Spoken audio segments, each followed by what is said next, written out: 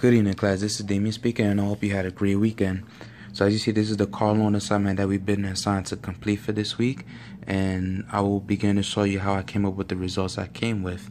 So the first portion of the assignment was to enter the current day. So on A4, I placed the formula equals today, open parentheses, close parentheses, and when I press enter on it gives me the current date of October 1st of 2017. The next portion of the assignment is to calculate the down payment that will be issued to the car using the budget that has been assigned to us. Excuse me, I'm just a little under the weather lately.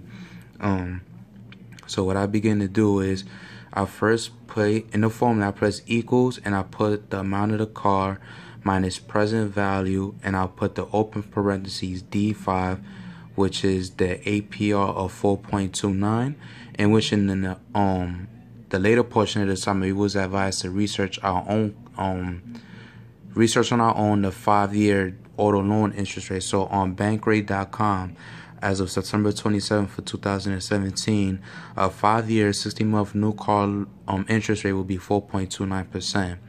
So this leads to here. So going back to the formula here, I'm sorry, you just gotta click back to it. So I'll put the 4.29% divided by 12, since it's in 12 different payments within a year, comma D7, which is the payments per year, which is 12 in a year that will be made, comma minus D8, which is the budget. Once I place those calculations into the formula bar, it gives me $14,137.13. And I went to the little box right here on the bottom right corner, double click, and even though it's not doing it now because it's already done, it will do the calculations itself and place it on the rest of the lines going down. So the next portion of the assignment was to calculate the monthly payment, and honestly, I believe I kind of did it wrong. I was kind of lost on this one a little bit, but what I did was I entered the equals payment sign, and I placed D5, which is the 4.29% that the research that I done concluded with for the interest rate for a 5-year 60-month interest rate on a new car.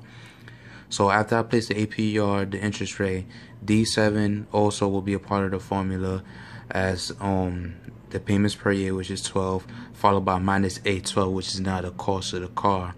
One thing I didn't mention on the prior example is the absolute references that I placed on here. So you could either do these by pressing alternate F4, or you could just manually place the $ before the letter and the number within the formula.